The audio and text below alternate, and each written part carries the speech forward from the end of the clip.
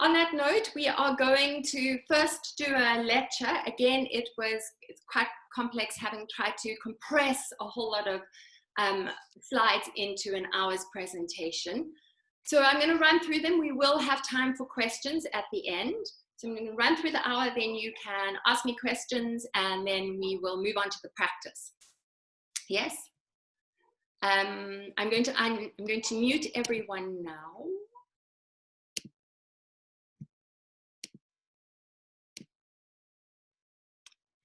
And then try, of course, to share the screen. Is it gone? Why is it?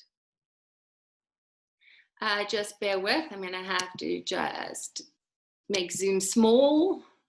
Oh, no. Okay, wait. Let's try and open it up. I have to go back to Zoom. There we go. Now it should be able to do it.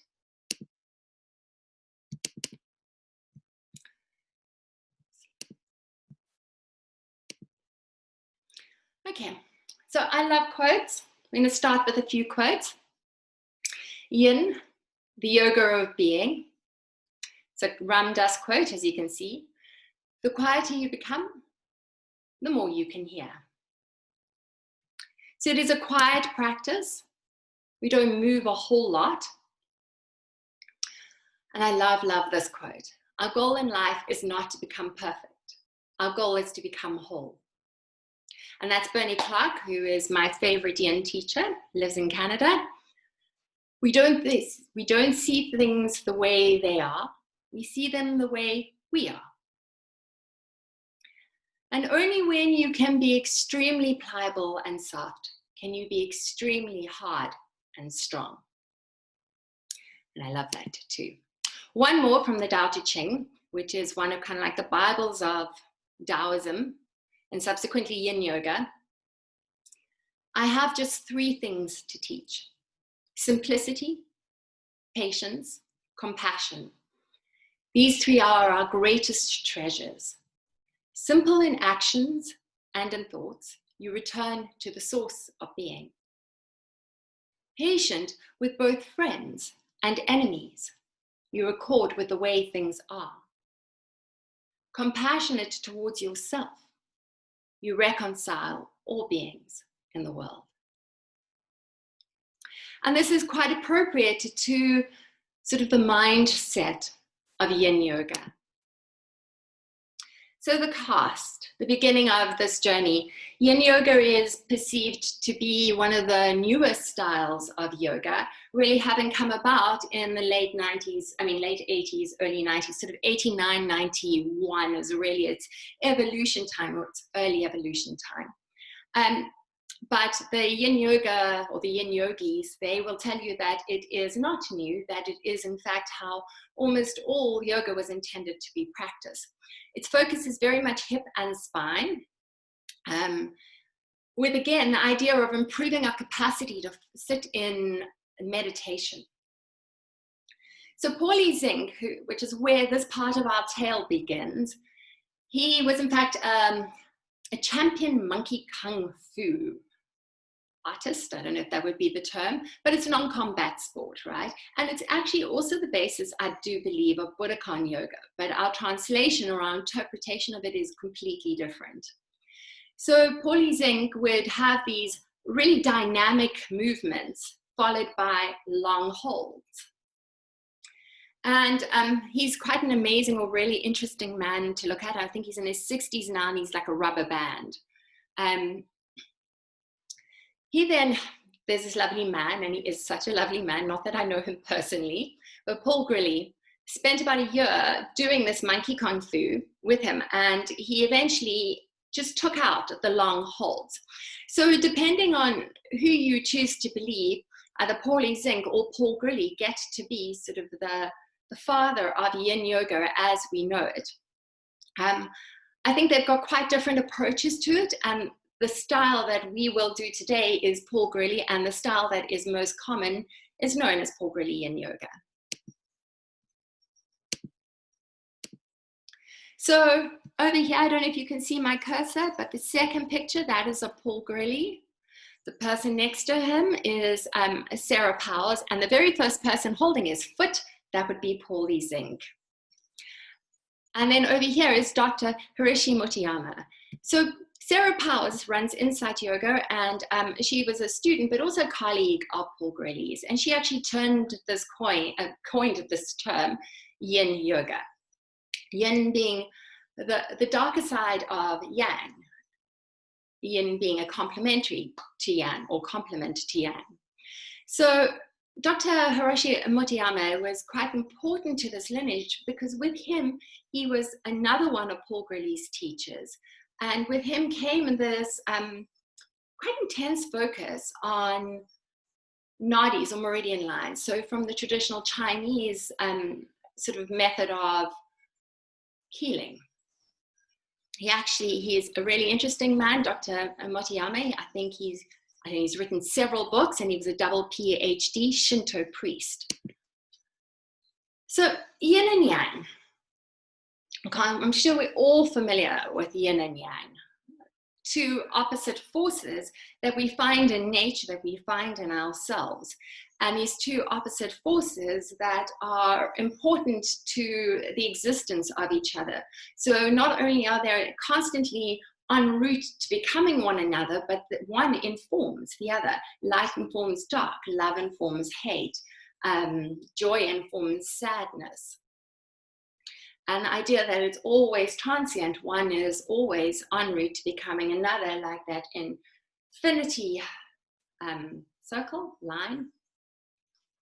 So yin is slow and passive and cold, and yang is fast and hard and dynamic and hot. They complement each other. And one is not better than the other. We need both. And it's about creating balance and harmony between the two of them, or between the two ends, because all they are is opposite ends of the same spectrum. So how this applies to our practice? Well, it's a quiet practice. As I said, we try to relax the muscles so we can work into deeper tissue. And because it's a quieter, slower practice, it's a much more introspective practice than something like vinyasa or ashtanga. It's introspective in a similar yet different way to restorative yoga. Restorative yoga ultimately being way more yin than yin yoga. In yin yoga, we are actually looking for sensation. We're looking for the subtlety surrounding sensation, but we are certainly looking for sensation in an area of our body. We have a targeted area in every single shape. Sometimes one, sometimes two, sometimes more. So in being quiet and holding these postures for a while, we are potentially working on deeper tissues with low load, the load of our arm, our leg, our head. With the idea of making these tissues through this long period of time, because the poses are held from a baseline of 90 seconds, never less than that, but up to 5 minutes, but in the more really advanced practices can be up to 20 minutes. You won't generally teach that or probably do that. But so with this intensity of time, with this extensive low load, the idea is that we make these tissues, we're stressing the tissue to make it a little stronger. So issues in our tissues, so many issues in our tissues. Yin Yoga is a complementary practice. Ideally, it is a practice that isn't standalone. So we don't just do Yin Yoga. Hopefully you would go for a walk, ride a bicycle, do vinyasa, ashtanga, do something that requires muscular engagement. So this is a lovely complementary yoga to something more intense and muscle intensive. You do get people, I get people who only do Yin Yoga, and after a bit of research and much contemplation and talking to other of my teachers, it seems that it's not always a bad thing. It's not ideal, but it's not horrific because of the intention in Yin Yoga. And again, it so depends on each person. So these are broad sweeping statements, obviously, but each person has an individual biography and biology. So these tissues that we are looking at, tissues are essentially an aggregation of cells that have a similar purpose and arrangement. And in our bodies, we get four kinds. We get epithelia, which is the skin and the lining of our organs, our nervous tissue, our muscle tissue, and our connective tissue. And connective tissue is hugely broad, it encompasses so much. So we might use in a yang practice our muscle and nervous tissue. In fact, you're always going to be using all of these. It's just in different concentrations, different proportions, different intention. You cannot stretch a muscle without stretching connective tissue. Equally, you cannot move connective tissue without stretching the muscle. Whoops, the wrong way. So our focus in this practice of yin, it is believed to work the ligaments and fascia primarily. So not only, but primarily. And then fascia, of course, is another very enormous and broad term that is used for a huge amount. It's one of the most pervasive components of our body. It has many functions. It binds. It allows muscles to move freely alongside other structures and reduces friction. It's found beneath the skin, around muscles, around groups of muscles and bones, nerve, blood vessels, and cells. Fascia is everywhere. It is really the network that holds us together. If you had to take the muscles out, our fascia is so pervasive that it would keep our bones in place. So, yeah, it's like a snug pair of pantyhose that holds us together. It has a similar arrangement to that. It also speaks to our interconnectedness of this organism, the thing that binds. Yes, fascia is everywhere. I don't know why I now have this there. Thank you. So, sorry, one of those days. Here we go. Pictures of fascia. So this is obviously on a dead person, in case you didn't know. And you can see where all this white substance is. That's all our fascia, and it really is everywhere. And this is sort of a microscopic look at it. And again, you can see its fibrous arrangement, a bit like a pantyhose. When it's closer to alive, it looks a little bit more yellow. It's really, really fascinating. But this lecture is not going to be a whole lecture on fascia. Just to give you an idea of where we are hoping to work with, what we are hoping to work with within this practice. Ligaments hold bone to bone, and they are tough bands of fascia. They give our joints support and they limit their movement. As I'm sure you know, the reason why you can't, well, part of it, bones also limit our movement. Muscle can also limit our movement, so can fat. But as you extend your elbow, the ligaments hold it in place. And if we've got hypermobility, it talks to slightly longer ligaments. This is where Yin Yoga could traditionally get a little controversial in this idea that we shouldn't lengthen ligaments. So we don't actually look at stretching in Yin. It is what happens en route, but the focus is more on stressing an area, and particularly these ligaments a bit with tendons and fascia, with the idea by applying an appropriate load to them, we can make them a little stronger, just like you would apply an appropriate load to your muscles, your biceps and your triceps, to make them a little bit stronger. We are potentially, hopefully not moving them anywhere near their past the end range of movement and applying too much load. This is a practice that really asks you to look inward and sort of like learn the controls and understand your own body so that you can essentially drive your own car, fly your own plane. But we're not adding excessive load. And different ligaments of our body are made to stretch to a different degree.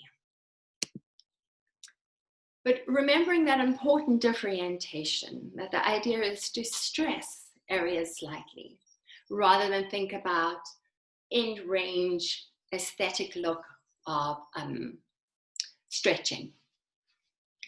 So we have two principles that differentiate our yin from our yang. We hold these poses for several minutes. The idea of the time is more important than intensity. And we believe we are stressing the connective tissues around joints and around certain areas.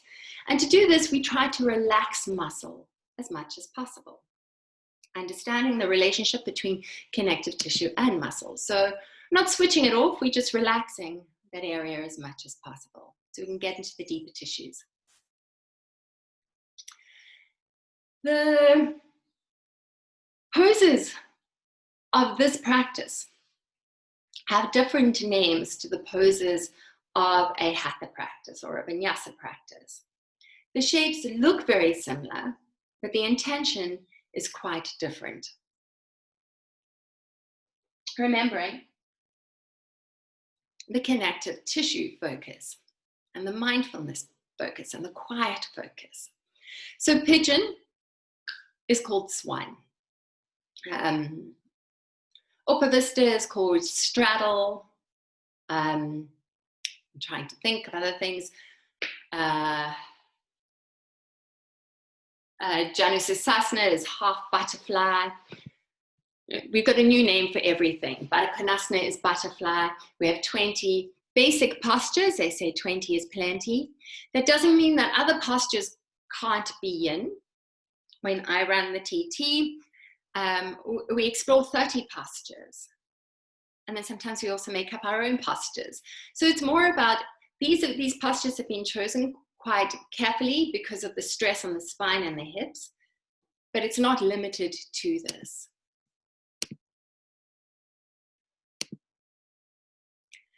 So these meridians, yin loves subtle body.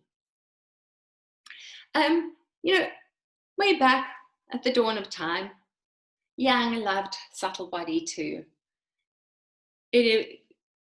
Meridians and this idea of shifting energy, shifting blockages, that formed part of original yoga, was part of our physical practice right at its beginning. The way that we look at it in yin is slightly different, but exactly the same. So it is very much about shifting energy. And if you think about nadis or meridians, and we call them meridians, really what they are rivers of energy through which this chi or prana move. Chi and prana more or less being the same thing, meridians being nadis, dantians being chakras. I really like this definition of chi just because it's so poetic, but in TCM, chi is referred to as heaven's breath. So it is like prana, it is the thing that powers everything. The energy behind life force. In traditional Chinese medicine and in yoga, this blocking of this flow of vital energy in our bodies manifests in dis-ease or disease. It manifests in physical issues in our tissues, and it manifests as emotional issues in our tissues. And TCM and yoga would look at it from a spiritual point of view too, whatever that means to you. The point being that when we have these blockages, it brings us to a place of imbalance. We are out of whack, out of harmony. So the intention in stimulating the flow of energy through these channels, through these rivers and conduits, is to restore harmony and ease disease. So yin yoga serves as a unique tool in this, in our focus on it, with the idea again being that by stressing these areas, that these rivers or these conduits are believed to travel through, we are sort of stimulating the pranic flow, the flow of qi, by just gently pulling on these tissues. So the meridians are energy channels that transport qi, and they're important to our overall health. We have 12 primary meridians. There are, of course, a whole lot more meridians in the body. I think anything from 72 to 300,000 have said to exist. We work with 12 primary, and they work in 2 extra meridians, and they work in yin-yang pairs. And so they represent the duality of yin and yang working together. And usually when I teach them, I work with one to affect the other, but also understanding that within these conduits of energy, they don't exist in isolation. So each river talks to the next river, has ways of connecting via estuaries. We will have a look at an actual image of this. But it's ways of focusing our attention into certain areas. So flexibility is something that does come through this practice, not through necessarily stimulating these energy channels, maybe because of that, but because of the way we are working these tissues and its time and its gentle load, that flexibility is definitely something that does arrive as we do actually stretch the tissues too. So this is just a quick overview of our meridian channels, of the 12 primary ones. I think we might know, we've just got the 12, yes, the 2 extra ones, conception vessel and the governing vessel. You can see that they travel up the body or down the body, away to or towards the heart. Yeah, there are lots of books about that if that is something you are interested in. They do offer quite nice themes for practices. So this actual practice, guidelines for doing this particular practice. There are 3 key principles to the practice. Softness.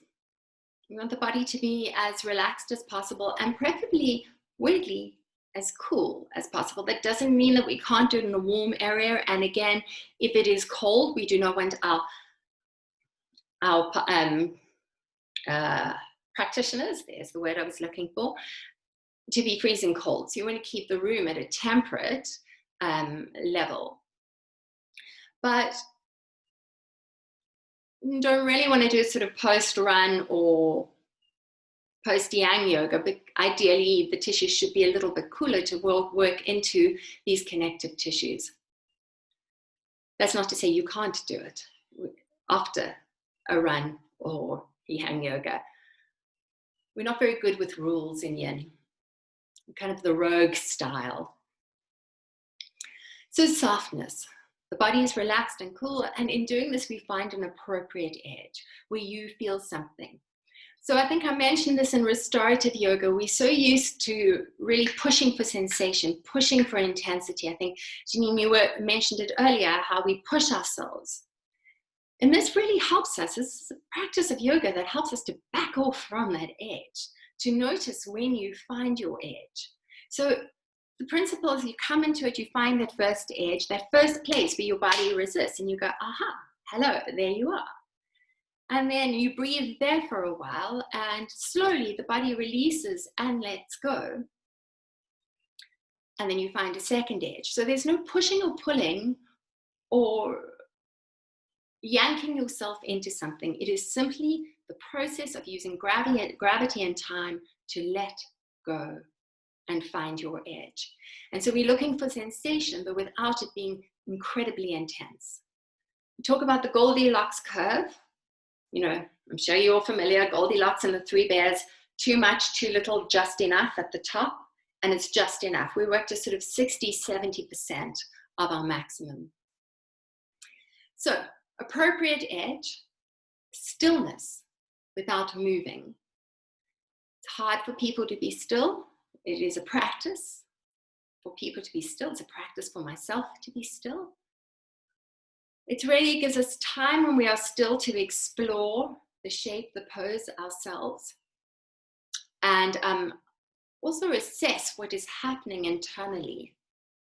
Are we feeling discomfort? Is the discomfort indicative of something greater like pain?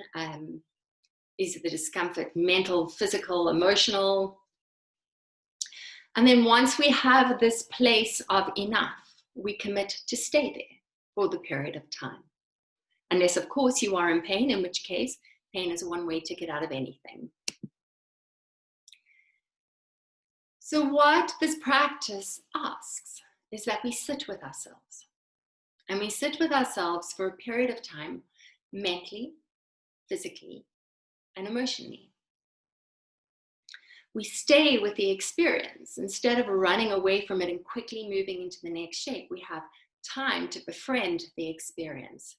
And in so doing, kind of really do develop self-awareness.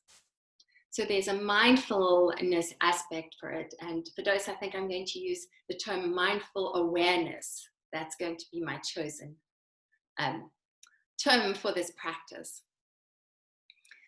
And by incorporating all these elements, we have a practice for the optimal well-being of the whole self.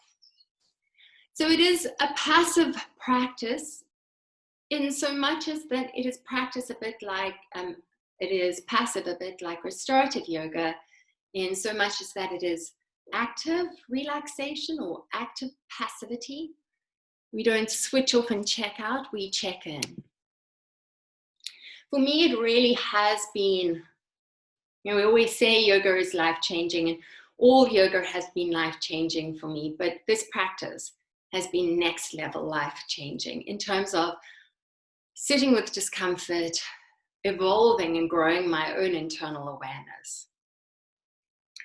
And because it's not so aesthetically driven, it has been quite useful in not eliminating, but diminishing that loud voice of criticism and desire. So it is a practice of mindful awareness. And because of this, and its physical focus and its energetic focus, it can potentially create powerful possibilities for transformation and holistic healing. Your heart, your body, and your mind. Heart can be symbolic of whatever you like it to be, but the sense of self. It's an exploration of your experience moment to moment, to watch the shifting while you do not physically shift. Sarah Powers calls it postures unstained by striving. So there's no aesthetic ideal. We give you a physical or verbal guide as to what the posture should feel like, but there's no sort of like alignment or no specific alignment. They're guidelines, but really we're asking you to feel yourself from the inside out in this shape and then guide your own self. So that also goes to how we are feeling, what we are experiencing within a shape, within a moment. Are we reacting in a way that is useful? Are we reacting in a way that is truthful? And is there perhaps a kinder way to react and be with ourselves?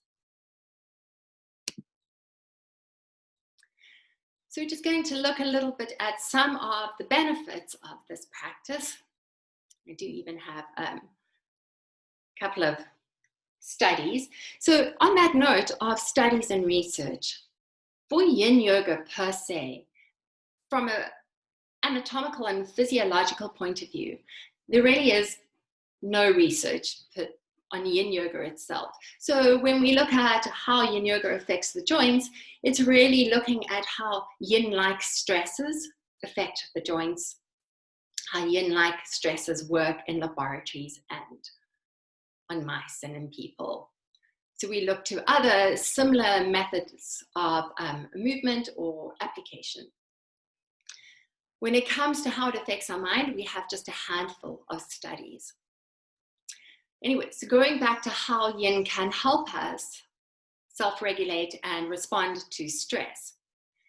Stress can be defined as a deviation from homeostasis. So a deviation from our midline point, our point of equilibrium. Stress is important. You can't get stronger without stressing your muscles. You can't learn resilience until you've had some amount of adversity. We really grow through stress. It's the how much of stress that is important. Too much stress is destructive. Too little stress is equally destructive. You know, think about the seed making its way through the soil. It needs the pressure of the soil to emerge into the grass. And within the stress response, there are intricate interactions between our central nervous system and our peripheral nervous system. The effects of stress depend on its duration and its intensity, and also equally our response to it, because stress isn't going away. If we are stressed every now and then, we're not really in a state of chronic stress. If we have high pressured jobs and, I don't know, maybe never take a walk or sit down or switch off, then we probably are in a state of chronic stress. And that has massive implications in terms of our health and our nervous system. So this is just a quick little 101 diagram of our nervous system. You can see here is the central nervous system, here's the peripheral nervous system, and the peripheral nervous system branches out into autonomic, somatic. Autonomic branches out into sympathetic and parasympathetic. Somatic into sensory and motor output. And so our entire lives is an intricate dance between central nervous system and peripheral nervous system. We're mainly concerned with the autonomic and somatic in yoga. So Yin Yoga activates our parasympathetic nervous system that rest and digest part of the autonomic nervous system. We did discuss this in restorative yoga, but the parasympathetic nervous system decreases our blood pressure, and by regularly activating it, it might decrease insomnia, potentially depression and anxiety, and again, this is low levels of it. It can reduce the stress hormone cortisol and subsequently improve our immune function because it increases the release of GABA, which is an important parasympathetic neurotransmitter. How this ties into Yin Yoga is because we are able to stay here in this discomfort, in this slightly challenging pose, and we stay for a while. We can then move past that point of sort of anxiety and intensity and watch our emotions and our neurotransmitters then come back into the slightly more parasympathetic state as we surrender to it. And that's not to say this doesn't happen in other styles of yoga, it just becomes a little more notable and intense because of our time. Floor-based. So yoga teaches us to cure the things that need not be endured and to endure the things that cannot be cured. BKS Iyengar. Patience. Again, lots of things can help evolve and nurture and cultivate your patience. Yin's pretty good at helping you along this journey. There is this idea that Yin Yoga is really relaxing. And some of the postures are, but again, this depends on your own anatomy and how you respond to certain shapes. And there is definitely a big emphasis on relaxing, but it's relaxing with a challenge. So you're not always comfortable, which means it's not always easy. And that asks certain things of our minds. It also asks us to just wait and watch the discomfort and notice how it evolves and shifts and changes. And in so doing, we become quite inward focused, and I really think it does cultivate the sense of patience. So we focus on the present moment and present with the sensations. knowing that this too will pass. And this discomfort seems to help train the nervous system to be less reactive. It is the one style of yoga I teach where, and I teach quite a lot of it, is where people do seem to have emotional reactions. They'll ask me, why am I so angry? The answer is, I don't know why they're so angry or why they are so irritated. That is for them to work out, but it does seem to come up quite a lot. So this is the one research paper I have carefully selected. Like I said, we don't have too many. And it comes from, so just to be clear, it's not, well, there is Yin, Yomi, and a control group. Yomi is a Swedish organization. It's really made up of two people, Frina somebody and Maria somebody, I forget their surnames. And they are both psychologists who teach Yin Yoga predominantly. So their practice is an incorporation of psychotherapy and Yin Yoga. And they have two research papers out on this methodology. I have looked, they do online stuff. I have asked them several times. They don't do it in English. So if you speak Swedish, fantastic. But it's really interesting. And I think in looking at this and thinking about psychotherapy in terms of Yin and something like restorative, we're just generally yoga using simple techniques. And I do mean simple, just like somatic markers, breath work stuff that is already prevalent and evident in our yoga practice. And combining the two with awareness, it can work quite powerfully. Bear in mind that none of us are well, I can't speak for you. You might all be psychotherapists. I am not. So it's not really equipping us to do that, but just thinking about awareness elements we can bring into this style of yoga. So back to this research paper. We had three groups, a group that did Yin, a group that did Yomi, and a control group that just did mindful awareness. And on mindfulness, they were just taught ways of thinking, ways of being. The research was around this biomarker called adrenomedullin, and it's a vasodilator hormone, so it causes the blood vessels to dilate and expand. What they have found with this particular vasodilator hormone, adrenomedullin, is that it is a precursor. The rise in it is a precursor for many non-communicable diseases like heart attacks and cancer.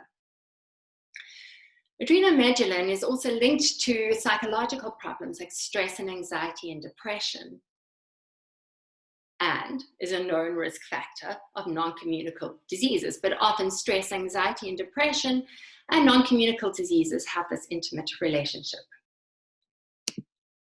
So in this particular research paper, or on this particular research study, they engaged in 60 minutes of Yin Yoga practice with, I think it was 30 minutes of psychoeducation and mindfulness practice. And then we had a group that just did the mindfulness practice and a group that just did the Yin practice. Significant reductions in perceived depression and perceived stress in the Yomi group, and I think it was in the Yin group. Improvements in mental health in a relatively short yoga interval. So it was just over a few weeks. Yin yoga practice for twice a week for 5 weeks decreased this biomarker in adrenomedullin. So this biomarker of stress, anxiety, and several non-communicable diseases.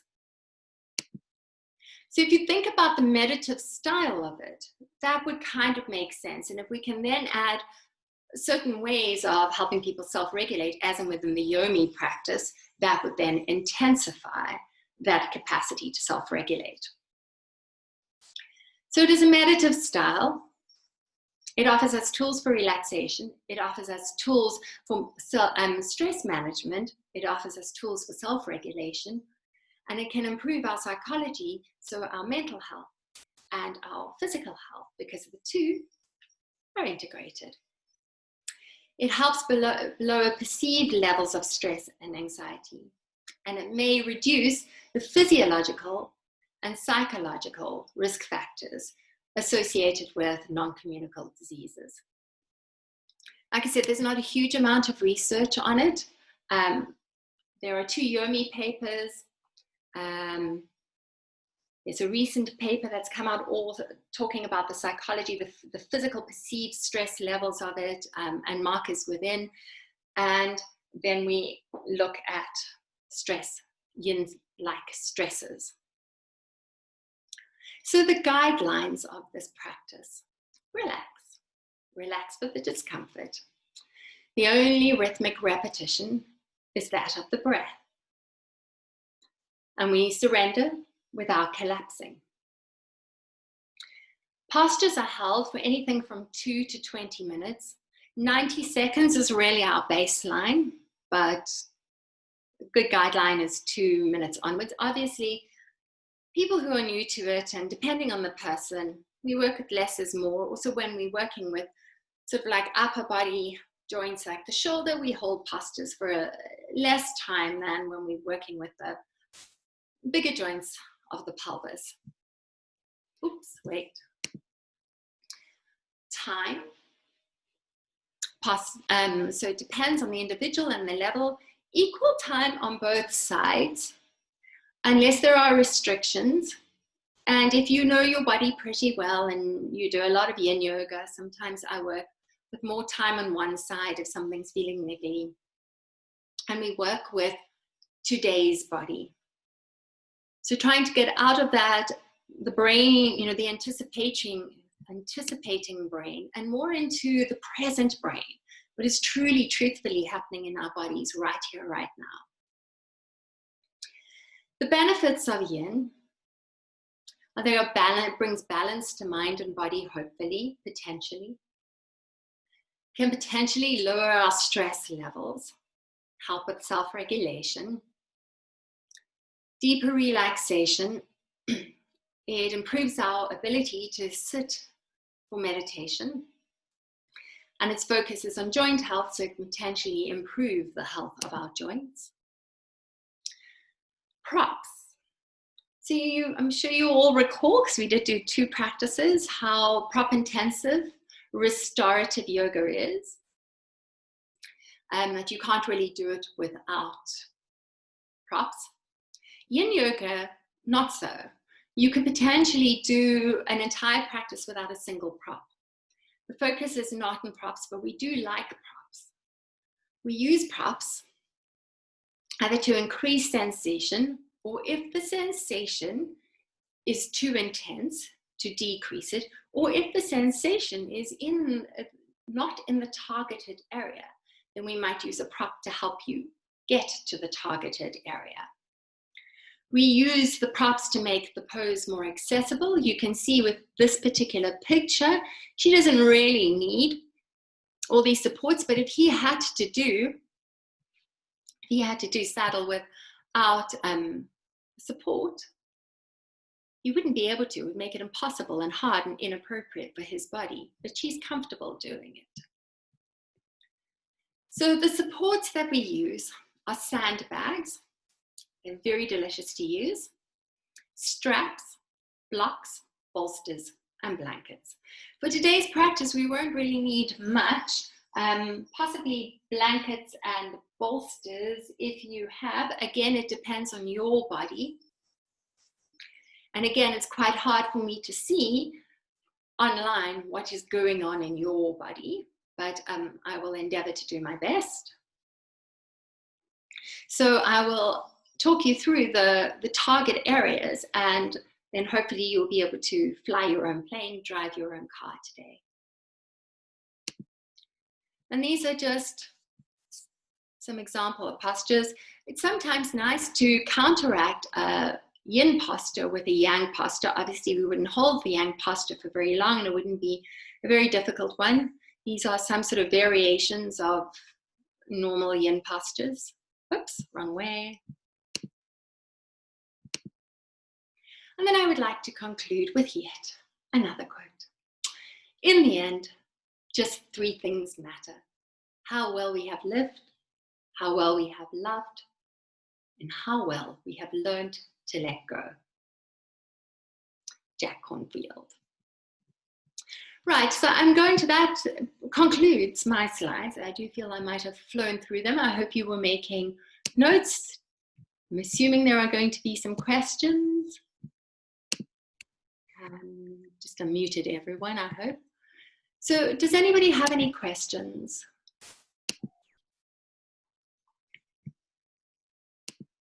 Oh, okay, no questions. Maybe that will change after the practice. I don't know, is anyone familiar with Yin Yoga? Yes, no, nod. Fantastic. For today's practice, essentially what we are going to do, I'm just going to have one more little look. We are going to move the spine in different directions in a yin-like way. So I'm just going to close here and oh wait, raised hand. We have a question. How exciting, yay. Who is asking me the question? Shema's actually on behalf of Anne, who's trying to ask a question. I was doing something, apparently not. Yeah. Anne, do you want to unmute yourself? I'm not sure if I have the power. Unmute. Yeah, okay, sorry. No, it's okay. Technical difficulties there. I think it was because I had my headphones in. I have technical difficulties, so it's all good. Okay. Yeah, I just wanted to ask, so the Yin Yoga focuses a lot on releasing energy through any energy blockages in the meridians. A lot of the other yoga that I've studied is releasing energy blockages in the chakras. So is it similar or is it just completely different? Do you focus on specific meridians if you choose to do so when you're doing certain postures? Yes, okay, yes, and yes. So okay. the focus is ultimately meridians connect through nerve plexuses and form chakras, right? That's the principle behind chakras. So there's these vortexes. Dr. Motoyama says there's something different, that they connect causal body to physical body as well, but they also connect these conduits, these nadis, these meridians, to these power centers. So working with chakras is a different focus of those meridians. It's more working with an intensity of where the meridians kind of meet and form this powerful center, this vortex of energy. Our focus, you could absolutely do a chakra focus, but our focus is a little bit more baseline than that. We go straight to the actual meridians. With that idea of influencing their flow en route to becoming chakras, but also en route, importantly, to organs, because they are connected to an organ process. So the idea is literally physical health first, followed quickly by emotional health, and then we can talk about full energetic health in terms of chakras. Okay, so it's kind of like you can have them work hand in hand, or you can choose on one or the other. Yeah. The focus is a little bit more physical though, because we don't actually have an actual answer with science as to meridians, whether or not they actually believe. There's an increasing belief that they are either connective tissue or they are the space between the connective tissue tubes.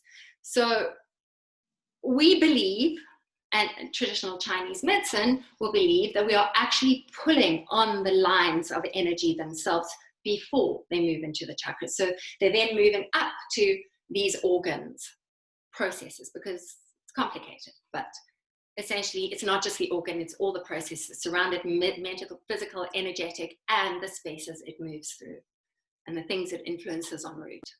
Okay. Does that make sense? I think you've frozen, but I'm assuming that's yes. Does anybody else have any questions? Let's see chat. Oh, I should go to that thing here. Yes, you're right, Fidos. Does anybody else have a question? So the thing is, it's just a different language for something we already are kind of familiar with, the nadis, the chakras, the power centers. And then we're just working tissues. So we work anywhere, we're just working them in a different way. Caro has a question. Okay, let me see if I have the power to unmute you, Caro. Oh, wait. Can I mute you? Yes, maybe, no? Yeah. Yes. Oh, look at that, it's still powerful. I was wondering whether you could talk a bit about sequencing and alignment in Yin Yoga. So we're not big on alignment, just from the outset. It's also, the alignment is slightly less important in terms of, it's such a supportive practice because we have the floor. And we're not adding heavy load. It's not like there is our body weight, but there is the floor beneath us holding us, and potentially a whole lot of blocks too. We try to work from the inside out. So the idea is, I'm going to teach you what these sensations should feel like, and you need to navigate how far into the shape you go and how you embody the shape today. Because we aren't moving the joints through huge range, it's also not such an important thing. What was the second part of the question? Alignment. So we guide you through the physical, where you should physically be feeling the sensation, and then if you don't feel it there, we need to adjust. The second part of the question was sequencing. Yes, sequencing. So again, ideally we would want a whole practice, a forward fold, a lateral bend, a rotation. It doesn't have to. Your sequencing can be as varied as it is in a vinyasa pose, but obviously we're working with far fewer poses for much longer periods of time. It doesn't have to flow. So I'm kind of answering your question, but not answering your question. But if you are going to do a big back bend, same principle applies. We would encourage you to do a smaller one before, open the body in a way, maybe go a little lateral. Today we're going to do very little preparation for our one back bend. But again, because the intention is the connective tissue, that's very inopportune. Sorry, that's my doorbell. Hopefully someone else will tend to that. And because we're not looking at such huge range, a lot of the time the preparation for a pose can just simply being there breathing. Like you can come into all the forward folds by spending a few minutes just in a seated position. So sequencing, I don't have hard and fast rules. I go into it far more extensively in my actual training, but it just needs to be a logical progression. If you're going to do a big back bend, maybe you need to look at it from a physical point of view of opening the ribs, opening the QL a little, doing a smaller back bend before you do a giant seal or go, into a saddle. If you're going to do a forward bend, and it loves forward folds, like I said, the primary focus is spine and hips, then maybe do a gentler forward fold before you go all the way down. The other thing on that note is we like to round the spine in yoga. Let that settle into your brain. Does that answer your question? Thank you. And an answer, somebody asked what books. Do I have it here? Yes, I have it here. I will show you what book is the great. You're going to get one book. You get only one book on Yin Yoga. Yin Sights. Can you see it? By Bernie Clark. I'll put it up I'll send it to the group. He's just utterly brilliant. And it's a complete overall. It's like the best Yin book you can buy. I think he's also, he's got another version out of it. There's Yin Sights. There is Yin Yoga, I can't remember the other one. He's got My Body, My Yoga, My Spine. It's written on philosophy, but he is a brilliant, brilliant Yin Yoga teacher. Have I answered everyone's questions? I've just recently heard about the language of Yin. There are a few books. Bernie Clark's really lovely from the point of view. I mean, there's also Sarah Powers. There is Norman Blair. They all write beautifully on it. But Yin, he's really good because he writes a lot on anatomy. And he writes a lot from an energetic point of view as well as a physical point of view. Oh, can no one see the video? Where am I in all of this? Can everyone see this book? But I'll take a photo of it and send it to you guys. Right, so before we run out of time, we're going to do a practice.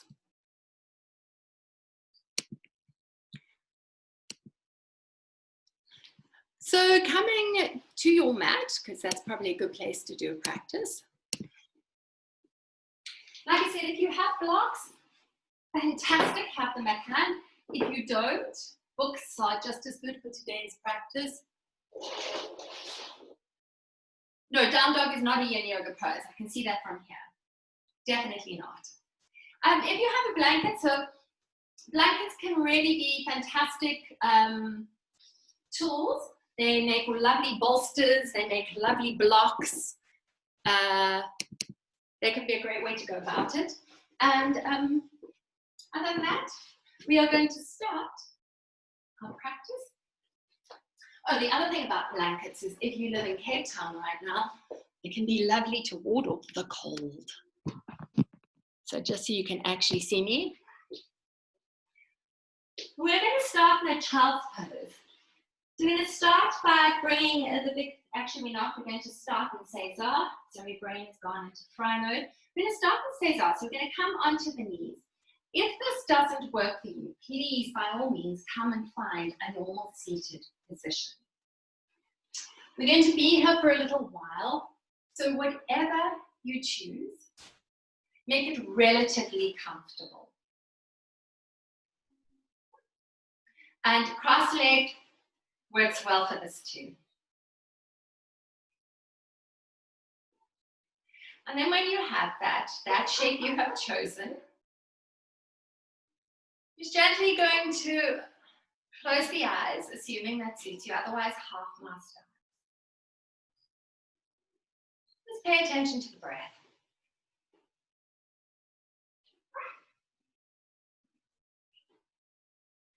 So just find that the belly is softly expanding and contracting.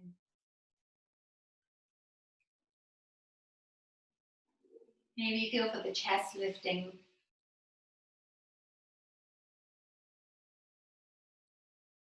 For the next few breaths, I'd ask you to find a point of breath that most grabs your attention. And then just focus on this particular area. So we can start to use it as an anchor for the mind.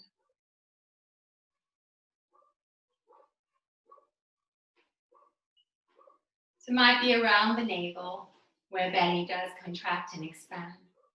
It might be the sense of the chest lifting and falling. It might be where air enters and leaves the nostrils. Maybe it's the whole pathway of breath as it travels down the throat and back up.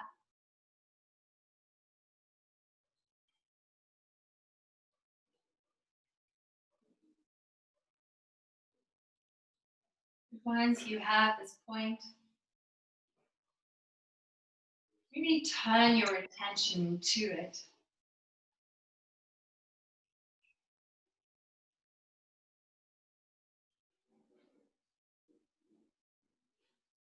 Noticing how it feels.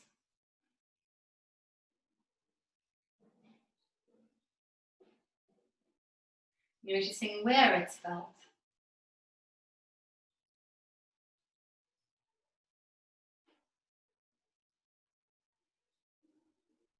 What kind of sensations arise?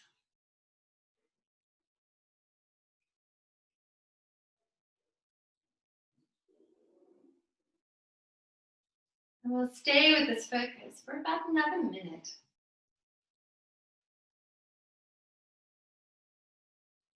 Just using this to guide us into the practice, guide us into ourselves.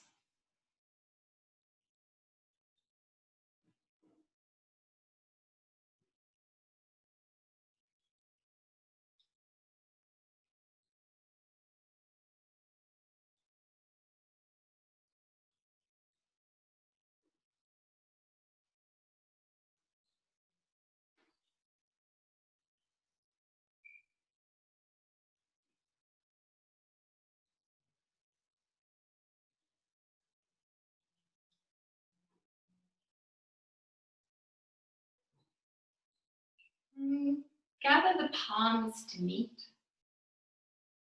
Just take a moment to feel for the two hands lightly touching each other.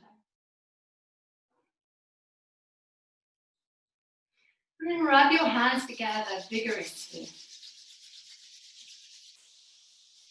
Noticing the heat you create so that you're already observing how you can transform energy.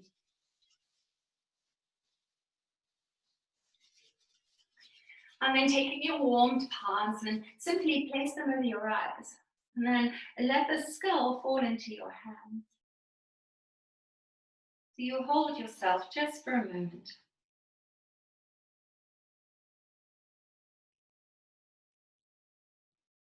And then use your hands to gently press your head back up. Flutter the eyes open. You can lower the arms down. So now, lovely people, we will separate the knees and come into child's pose. But coming into child's pose, legs, not arms yet. And again, if this doesn't work for you, cross-legged is perfectly fine. We're going to start off with something called three-part Taoist breath. And how it looks is this. We take the arms out to the side. As you inhale, you will sweep them up. As you exhale, you'll bend the hands, the elbows rather, and then press the air away. So it's quite a strong movement. Then we will inhale, hands to shoulders. As you exhale, we're going to round and press the air away, tucking the chin.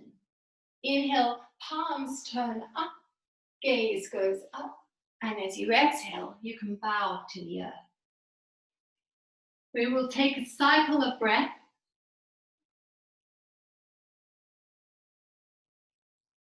On your next inhale, we'll sweep the arms up to the sky.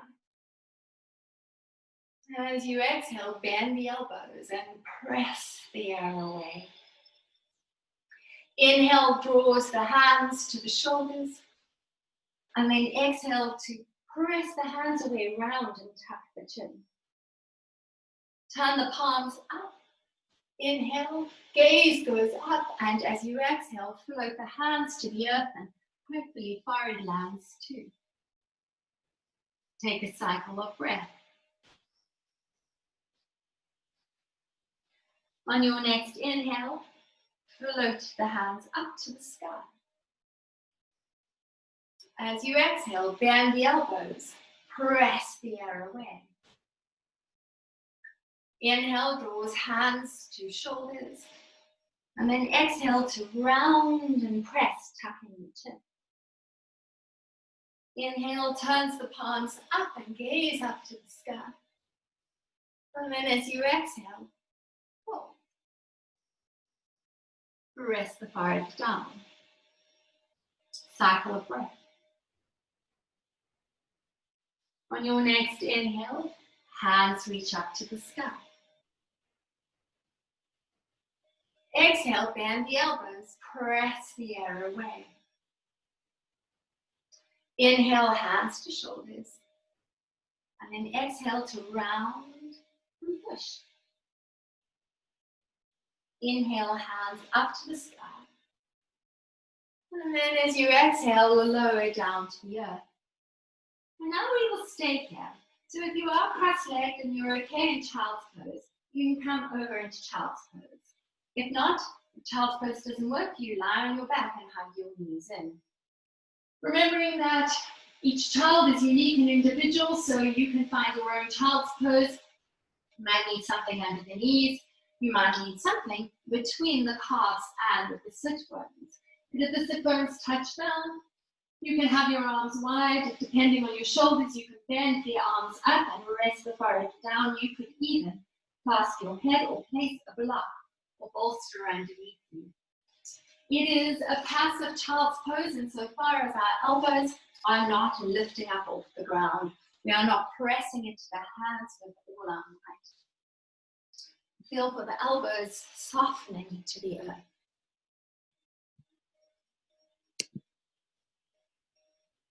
Feel for the head. Resting on something. So if it doesn't work for you, if the head is hanging in space, preferably we would like the head on a block or a support.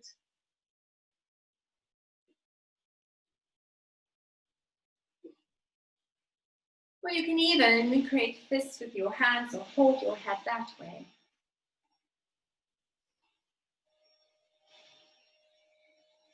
But notice that beneath you. Notice how the knees, the shin, the hips feel. Bringing awareness to these areas.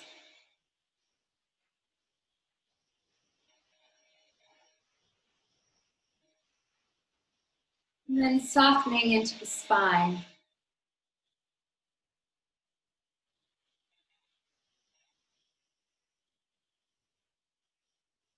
You might even be able to very softly hear your breath in this shape.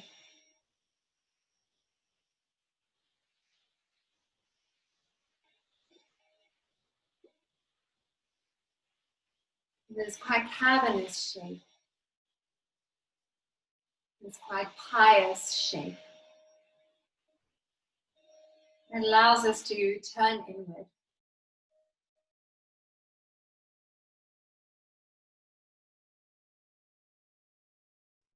Really feeling for how it feels as you happen to breathe.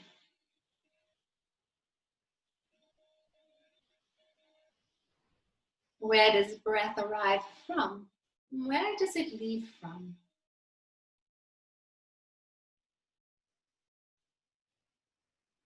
And you feel breath at the base of the spine.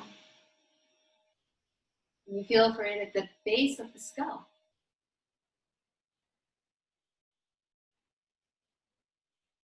Softening out into the ribs.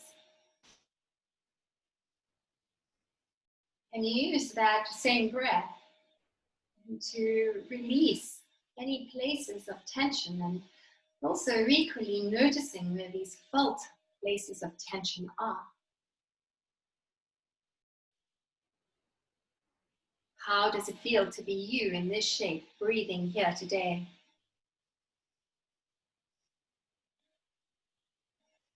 What do those feelings feel like?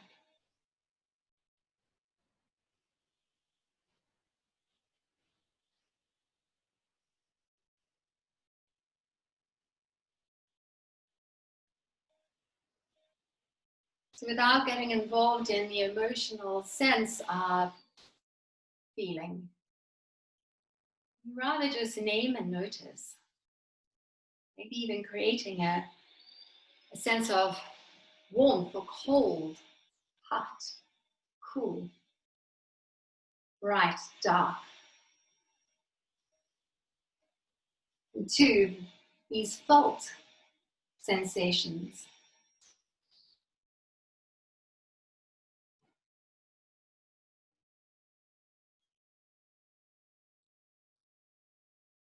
We have 1 more minute left in this shape.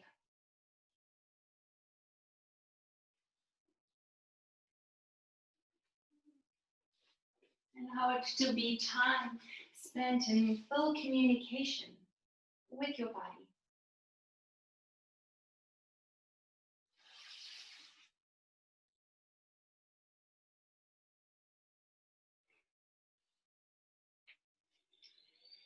Every out breath to let go.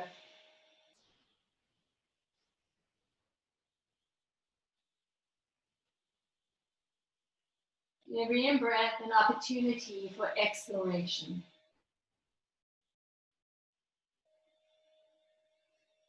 So right from the outset, we are working in a space of communication. Top to bottom, inside out, outside in.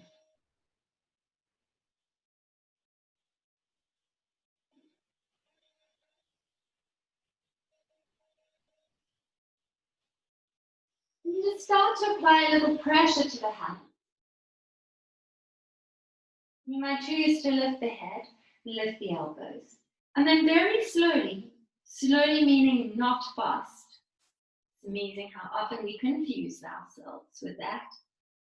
Start to pat the hands back towards the knees. So you start to notice yourself in this quiet movement, noticing the in-between spaces between there and now. And when you come all the way up, just rest in that shape for a moment. You're feeling the subtle difference between now and when we began. So really pausing to acknowledge.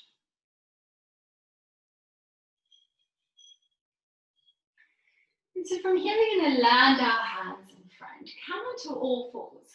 And just very briefly, we're going to take 5 cat-cows. So stack your bones in a way that best supports you. And you can close your eyes or keep the eyes open. It's entirely up to you. We're going to move through the motions of your cat-cow. But see if you can really connect to the sense of breath moving you. The sense of breath shifting, maneuvering the vertebra. I like to even imagine breathing into each segment of my spine. I'm just really bringing awareness into the subtle shifts as you move and breathe.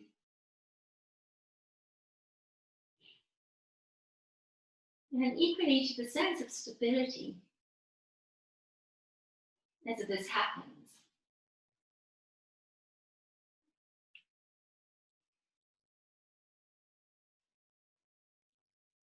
And then when you've finished all 5 of your cat-cows,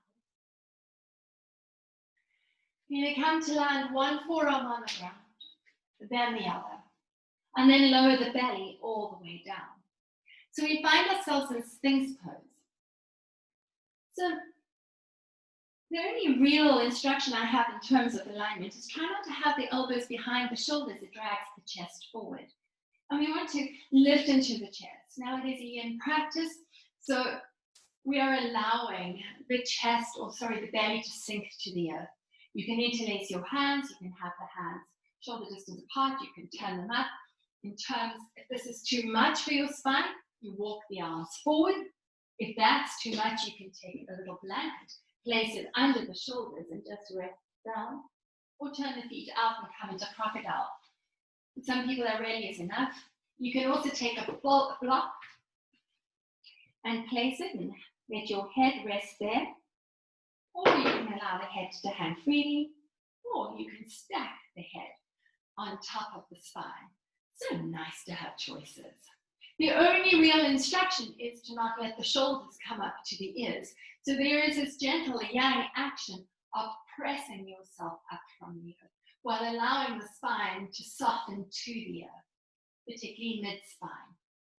So again, like I said, you are your own driver. You get to decide what route you take. But once you have a shape that you feel is doable for you today, commit to being there. Notice. Just notice how it feels to be you at the start of this posture. So there should be a compression into the spine, sort of more or less the kidney area and just below. You're compressing the vertebra. In so doing, hopefully, creating a little bit of stress into this area.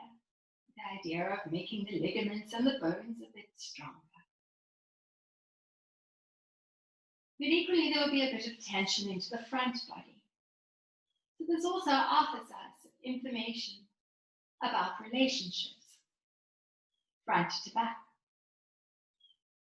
And then what's happening to the side body. How does the front and the back inform the sides?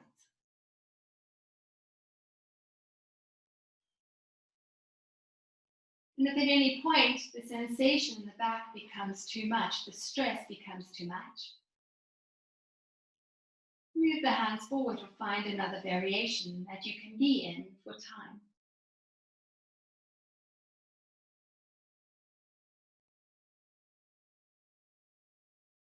So every good relationship requires good communication. And no less your mind-body relationship. The better informed we are, the better we come into communication with our own selves, with our physical being, the better we are able to navigate our lives. This starts with simply noticing yourself right here in time and space, from the inside out.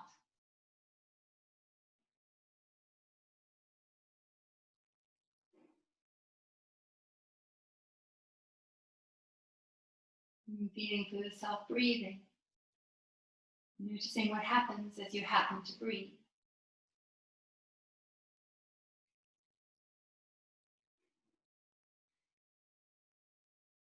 So by creating pressure on these bones, we are improving the communication system, hopefully laying a few more osteoblasts to make the bone a bit stronger, and working with the inflammation or the cells of the joint.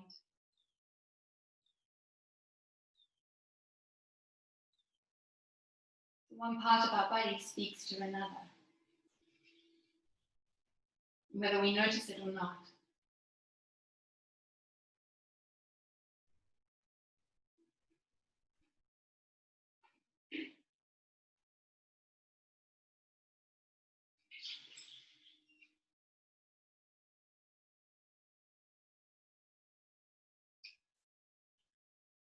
And then we can thread this all together with the breath. Noticing what happens on the inhale to the shape and to our sense of being in this shape. And then noticing what happens with the exhale. Now one speaks to the other. And threads information through each cycle of breath. And really paying attention to the space in the back.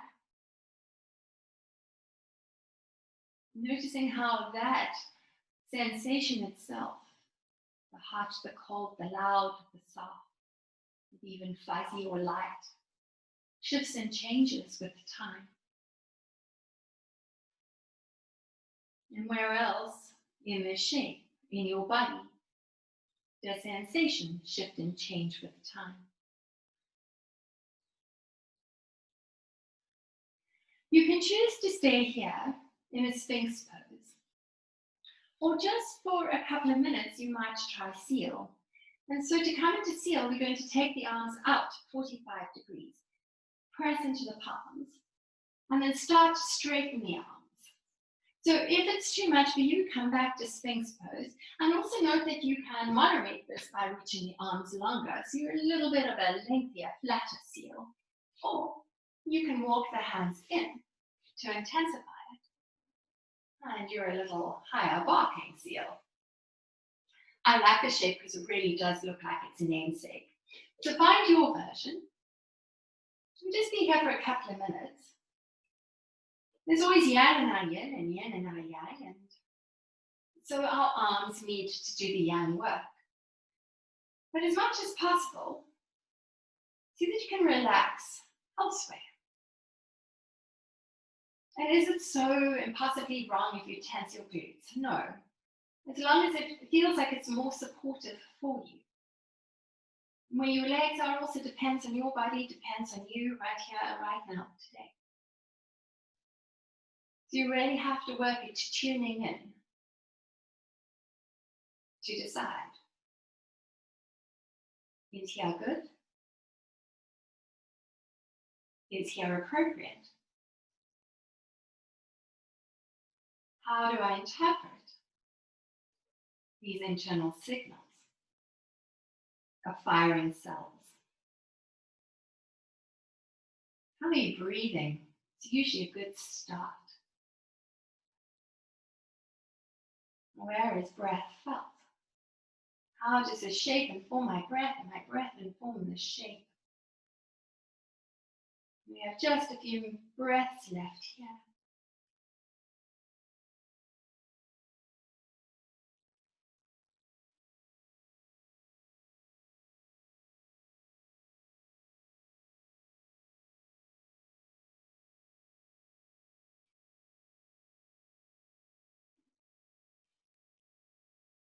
Softly breathing.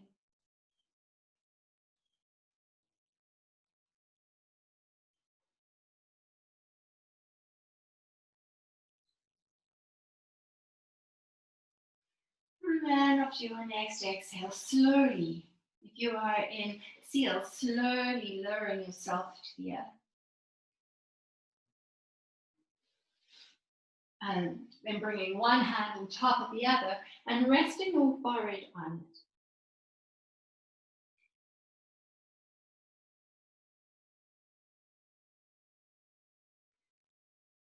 And then turn your gaze to the right and bend the right leg up, taking the right knee towards right elbow or right shoulder. I'm just going to soften here for a few seconds, a few breaths.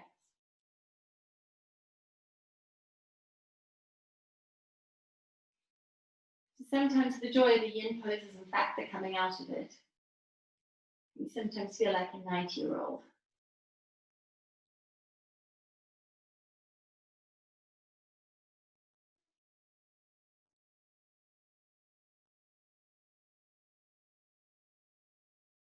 And then bringing your gaze back to center, sending the right leg down, turn your gaze towards the left, bend the left leg up. Just find yourself breathing here.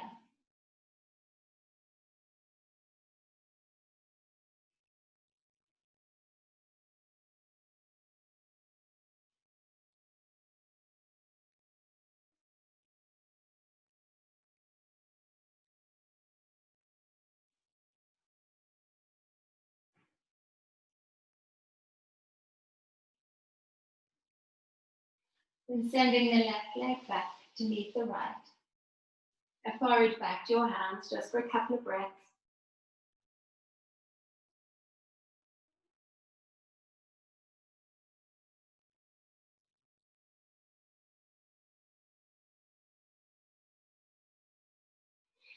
And then take your hands either side. And use your arms for support as you lift yourself back up. You might want to stop at tabletop and just take a couple of cat-cows. You should feel for the resonance of that shape, particularly as you find cat.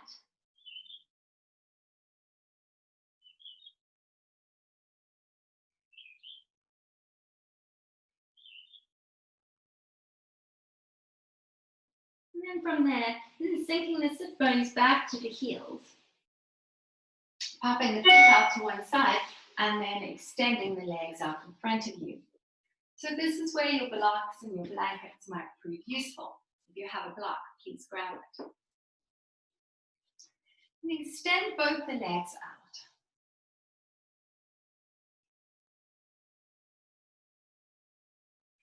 And also if you have books, you can use the books instead, or maybe just a couple of blankets, or you may not need them at all. I prefer to use them.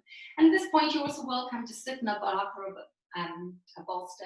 It's sometimes really useful to angle the pelvis slightly differently. We're going to hug the right leg up and then allow the right knee to fall out. So at the moment in half butterfly, but about to move into half a straddle as we bring the left leg out, half dragonfly. So try not to go for gold with your left leg. It really doesn't need to be at a nearly 90-degree angle or 180-degree angle. We want to kind of like just slightly out to the side, and we are going to be here for a while. If you have a block, it's useful to take it to the outside of the left leg. And of course, you know, if you need anything under the right leg, if it's floating in space, please offer support. I'm going to show you, we're going to do a little trilogy, so I'm going to show you all three positions, but we will hold each one for 2 minutes. So we're going to start off with a twist that then will come into a side bend, and that's where the block can be useful at landing the elbow on, or you can even land it onto the leg, or you may not need it at all and land it, or even the inside. Those are the options. After that, we will come and we will fold over the extended leg. And after that, we will move through the center, from which point we will rise. So, at our starting point, grounding on both sit bones, a gentle twist towards the right. So we're not pushing or yanking ourselves round. The left foot can be passive, less muscular engagement. So just find yourself breathing in a gentle twist, angling towards the right.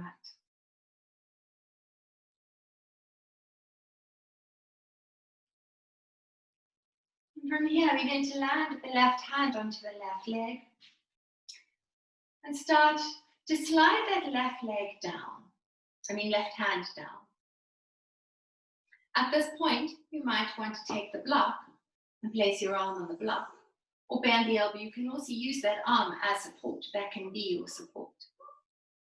The right arm, you're going to either just land it onto the back of the waist, or you might turn it around and slide it up, place it between your shoulder blades. Third option would be to reach that top arm up and over, but decide what is most useful for you, not based on what you want to do, but more on what feels right. Perhaps take a moment or two to feel them all out, and then decide, yes, this is where I stay. If you can support your left side of your head with your hand. You'll block your bolster. Remembering that the aim isn't necessarily to get down, just to feel for a lengthening the right side. Right sit bone is still on the earth. And then noticing yourself in the shape. There should be a stress to the right side of the waist, maybe into the shoulder, depending on what the arm is doing. And perhaps you feel for a gentle stress into the hamstring. You can always slide something under the left leg if hamstrings are restricted. We're not collapsing into ourselves. Gently spiraling open without force.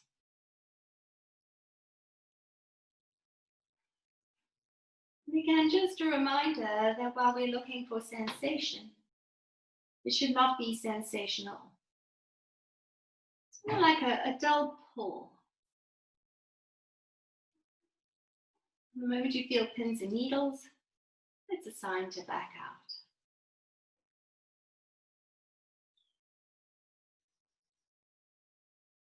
And what happens is you happen to breathe.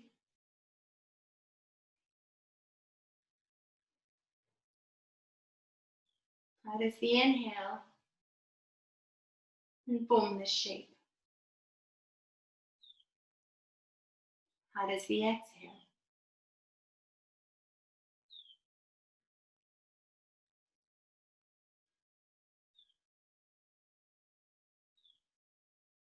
How does the rise and fall of sensation manifest? How does it feel in your body? And where is it felt?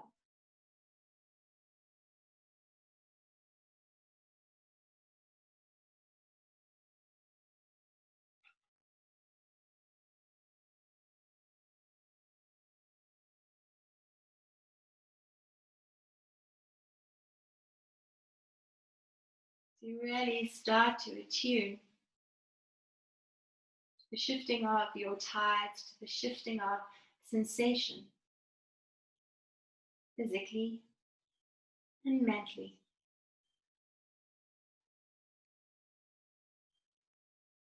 And noticing our emotional edges too.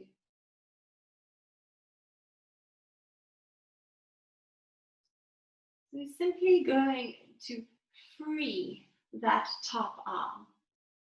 You just press it away. You're going to sweep it down to the earth. As you do so, you're going to lift your head up off your hand. And just take a moment to angle yourself over your left leg. So again, the block can be useful. You can place it on the leg. You might need 2 or 3, or a bolster. Sometimes it really does become a game of Jenga.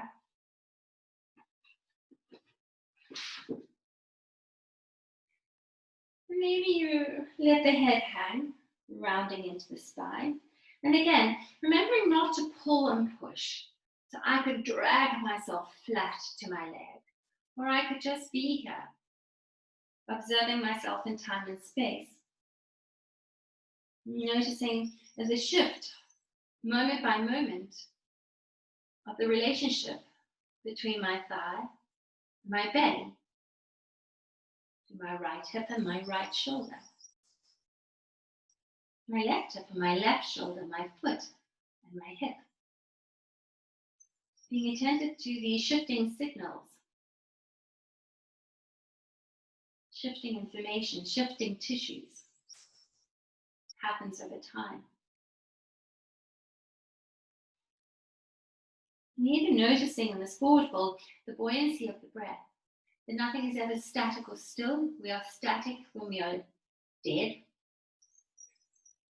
That little ebb and flow of life, that breath, the beat of our hearts, the subtle movement, the subtle rhythm of being within us that is ever present,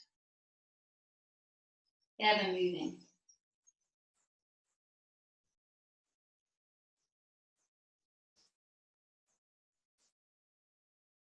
It's a practice of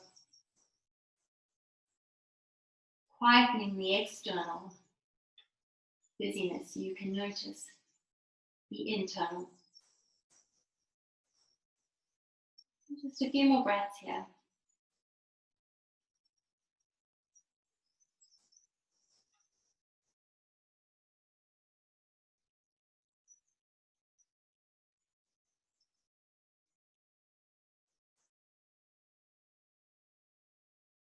And just gently lifting the head, just enough so you can create a bit of space between your leg and your torso.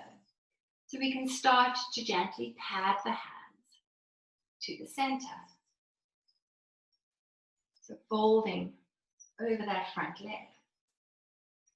And then again, you might need your blocks, the whole of the Jenga. Maybe you need a bolster. Maybe you sitting up and just tucking the chin.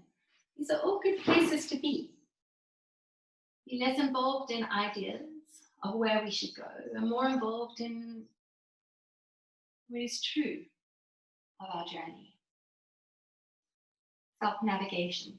So this particular shape is not an exact science. Sometimes if we find we're falling over, you need to walk your hands a little to one side or the other to find a way that you can balance yourself today.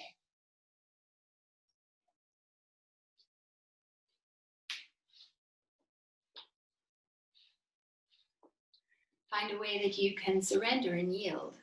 And so there will be a stress into the spine and into that right hip, possibly into the hamstring. Should not be sensational. And always taking care of your back. Noticing if perhaps the support for the head is necessary. All that does is help us manage the load. You can also rest your elbows onto blocks and catch your head in your hands. Just keep strong, straight arms.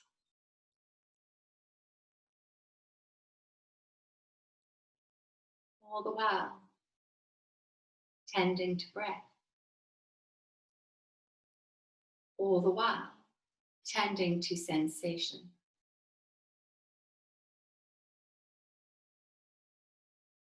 Noticing its shifting nature.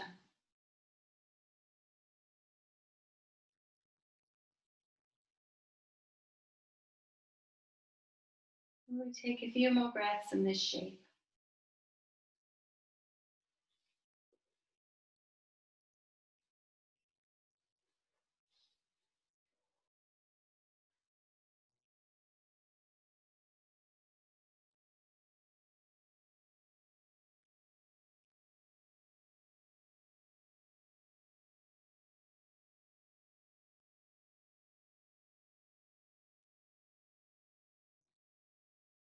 And gently pressing into the hands.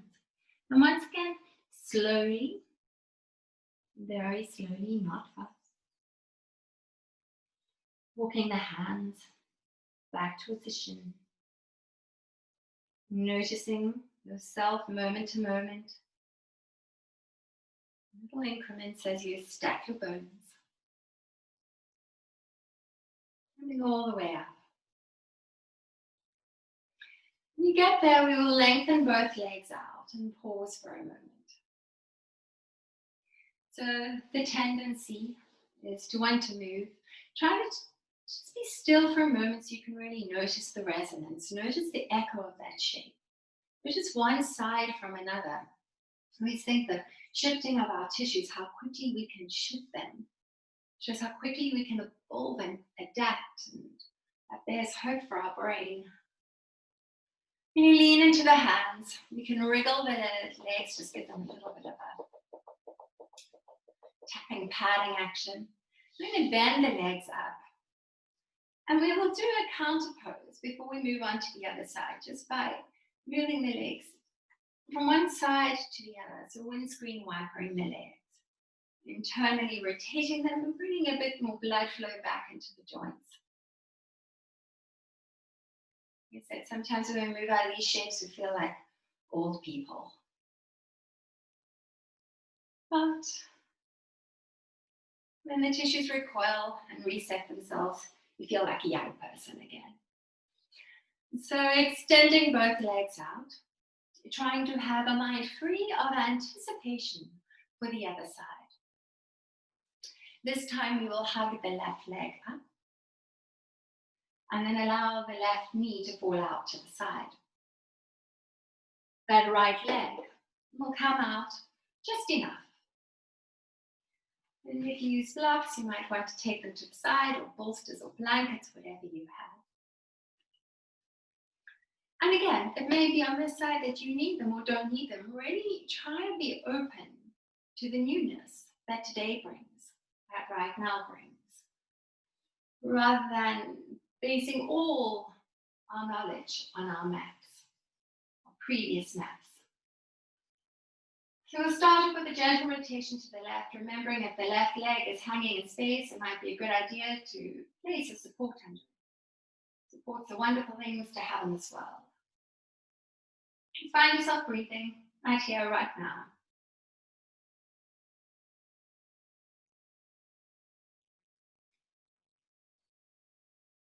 And we'll keep the chest as it is, just land the right hand into the right leg.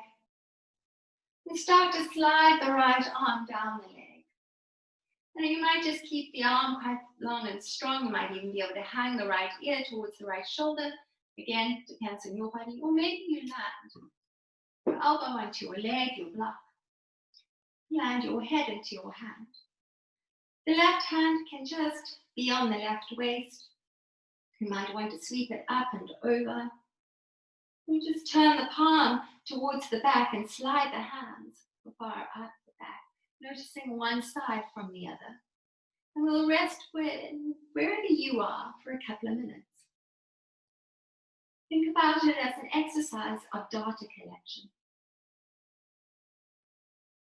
Noticing all the feedback loops. Noticing your heartbeat, your breath, the sensations in the left hip, the left side of the spine, the left waist, possibly the left shoulder.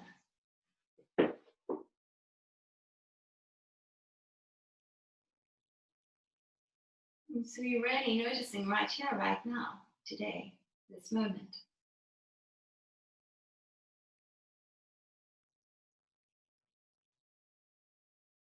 And how does it feel to breathe?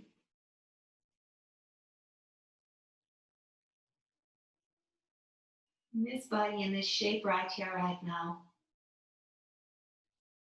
What does the inhale feel like? What does the exhale feel like?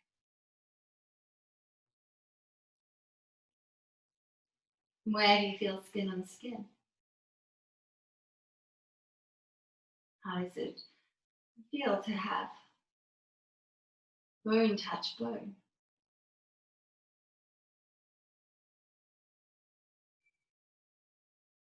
Start to notice bits of yourself moving from the greatest intensity to the slightly less felt crevices of yourself. And in so doing, we start to improve the sense of communication between one part and another.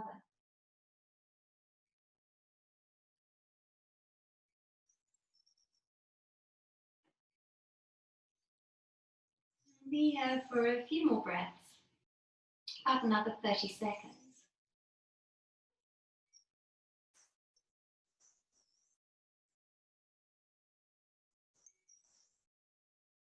And be acutely aware of each breath.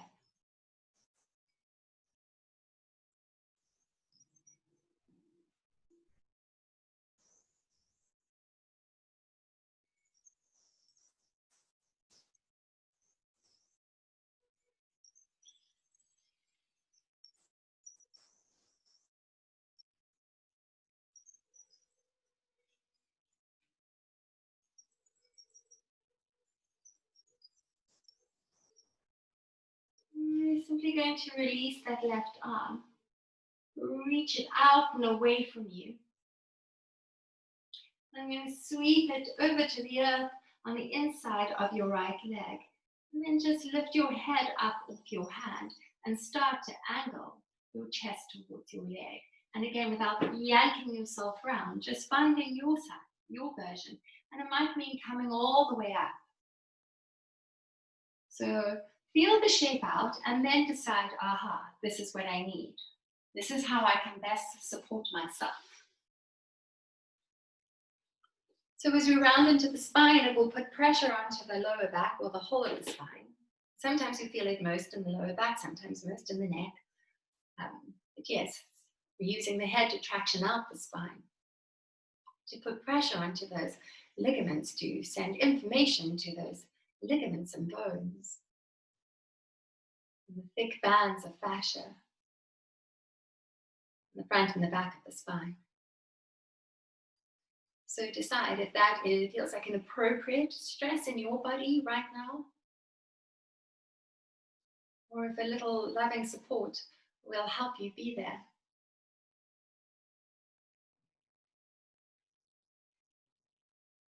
You'll need support in this world at some point.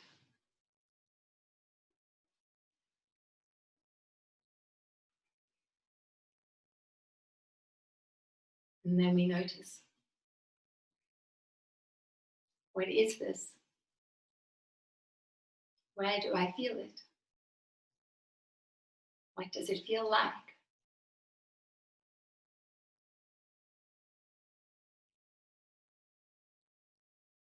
Breath by breath, moment by moment.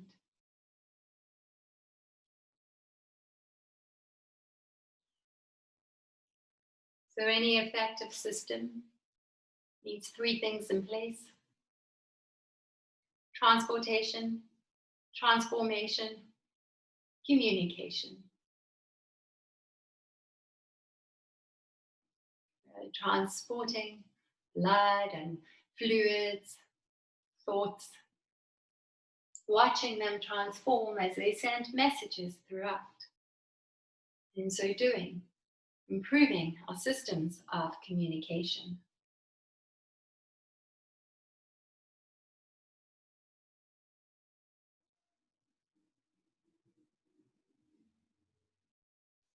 And use the breath as a catalyst for this. It's our prime communication method, our prime transportation, transformation method.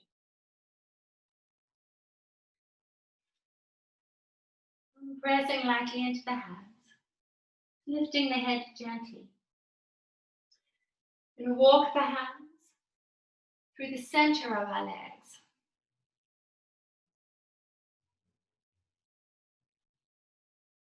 And when you found your center, softly folding into it. Again, you can create your Jenga blocks. You might even just land a block and then land your elbows on it and catch your head. Or use your arms Maybe even your arms aren't blocked. It's a way of being here.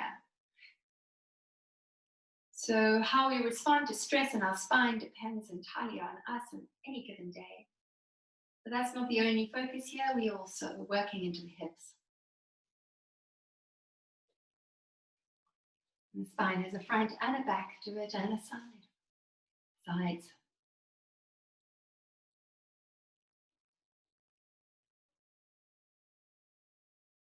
And it's just you and your breath. And fine-tuned awareness.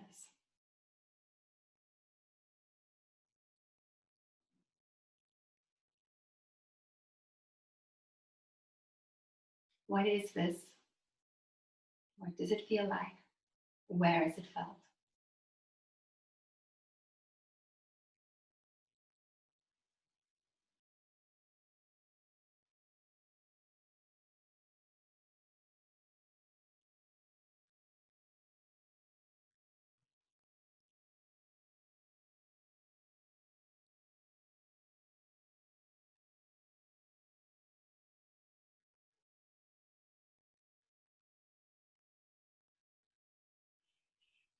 Just allowing gravity and time.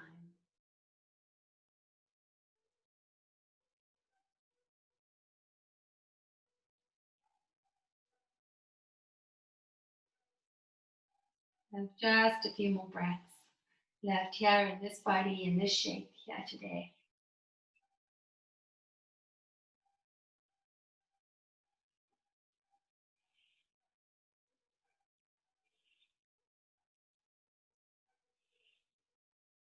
And very slowly, moment by moment, breath by breath, start to press yourself back up.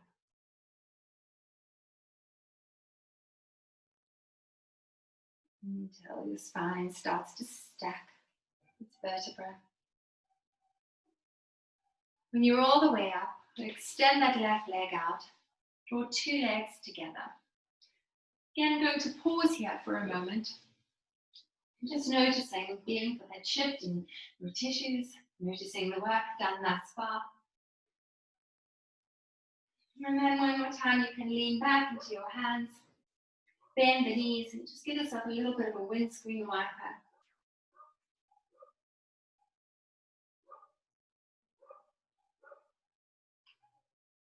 You might even want to pause for a moment to just do the opposite, pressing into the hands and lifting the hips. After all the forward folding, it's sometimes nice just to get a little bit more of a yang action going. Then when you've evened it out, we're going to make our way to lying flat into our backs. So land one forearm, then the other. Come to rest all the way down onto the earth. We're going to do one more shape before we find Shavasana. So bend the knees, then hug the knees in. Taking the arms wide, turning the palms up, we're going to drop the legs over to the left. So again, you might want to support under the legs, you might want to block between the legs. Twists might be really awkward in your body, in which case you can come into a much lesser twist. You could have 12 bolsters to help you on your twist, or not twist at all. You could come into a Baddha-Konasana, completely different effect on the spine. But when you have your twist, we'll commit to being there. You can be quite exploratory, find what arms should be for you today. I sometimes even like to take my left hand and rest it on my right ribs, just to feel myself breathing. You can even take a bolster and place it on top of your knees, if that works better for you. If we had sandbags, you could do the same.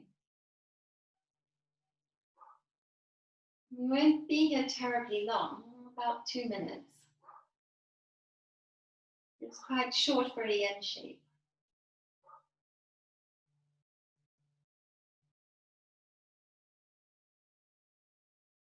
But just as we've done in all our other shapes, commit to stillness and to breath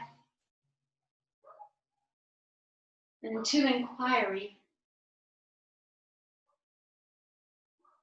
What is this?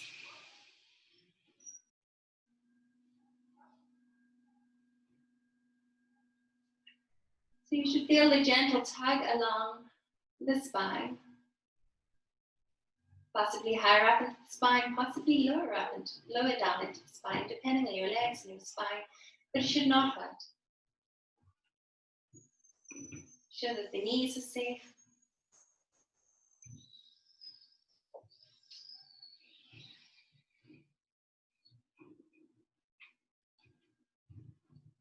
You might feel a little pull into the hip, but not into the knee.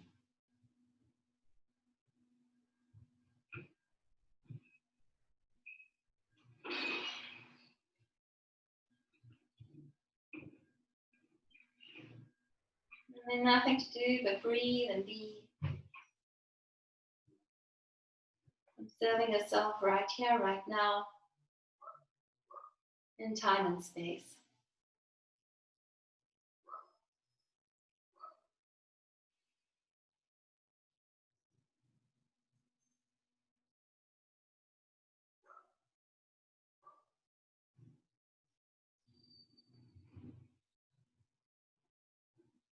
Really observing how your body responds to stillness.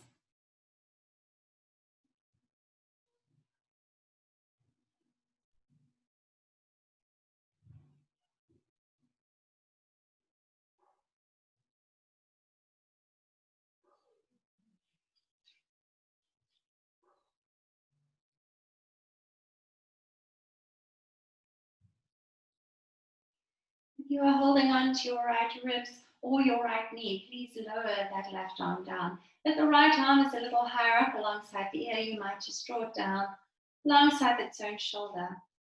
And roll the knees into the chest, roll back onto your spine. Again, just pausing for a moment. And then we'll drop the legs over to the right.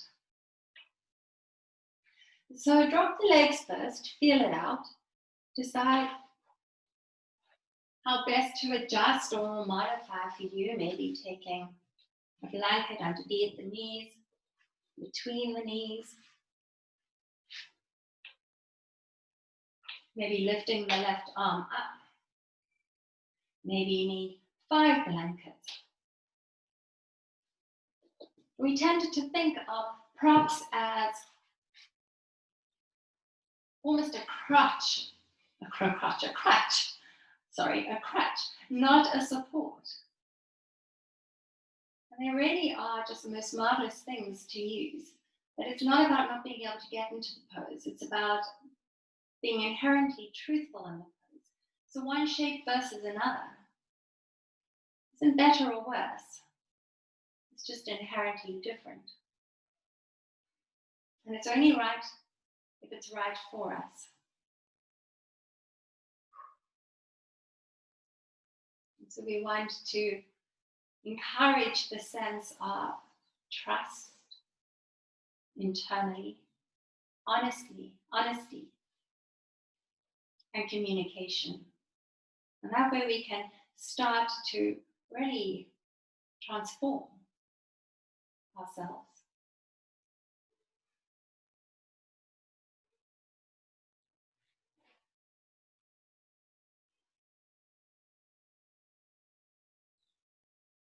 Breath by breath,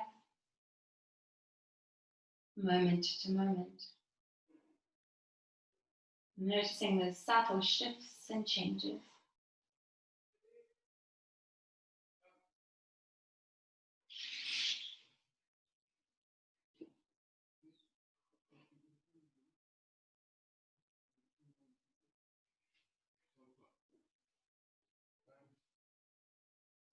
I need the Zoom link. It's in my email. Sorry about that.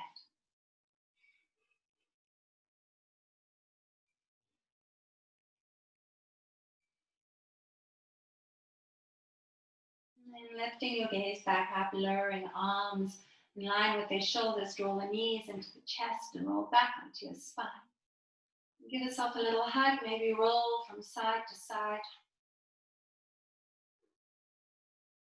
We'll make our way into our final shape, Shavasana. So maybe lengthening one leg out, then the other. Maybe creating supports under the knees, under the head. Maybe using your blanket to wrap around you. Entirely up to you. But find a way that you can be uncomfortable. In Shavasana, you're also welcome to sit up, to roll to one side. You can do it on your belly if you like. But once you have it,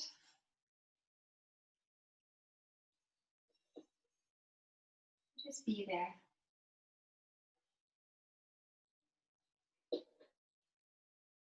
Commit to the shape.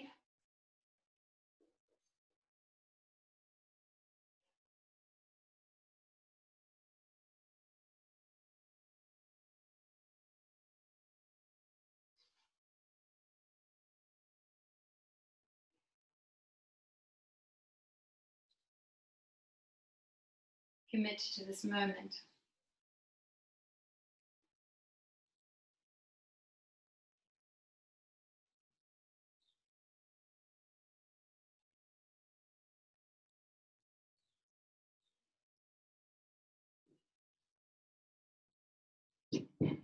Shh.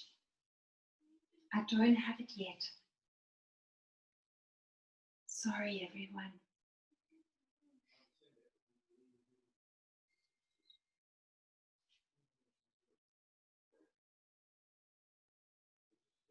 Ah, got it.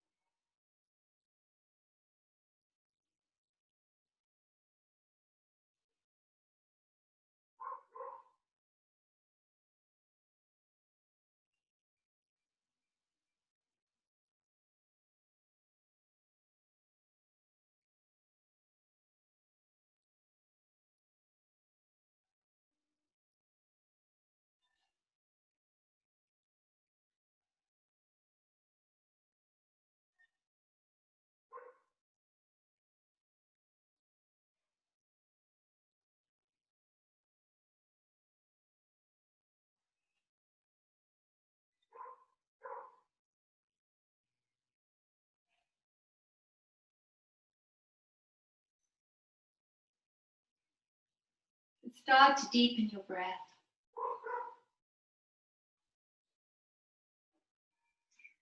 Take a few deeper inhales followed by long and soft exhales.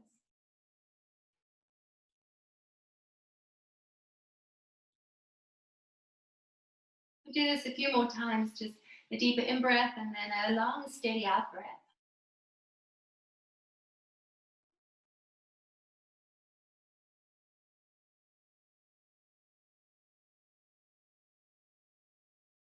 And then wriggle fingers and toes. And gently rock the head from side to side.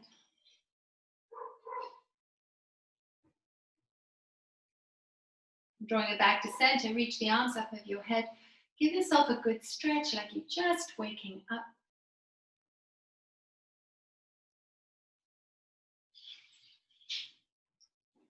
Draw your knees into your chest and give yourself a good hug. Maybe even hug yourself like you mean it. And then gently roll from side to side, massaging the lower spine before rolling over to one side. And pause there, taking a moment to honor yourself, to honor your body, to honor this practice, to honor each other, for the energy we all contribute, even from afar. And then slowly press yourself up to sitting.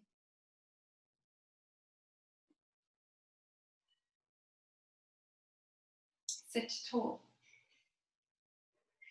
Take the arms out either side. Turn the palms out.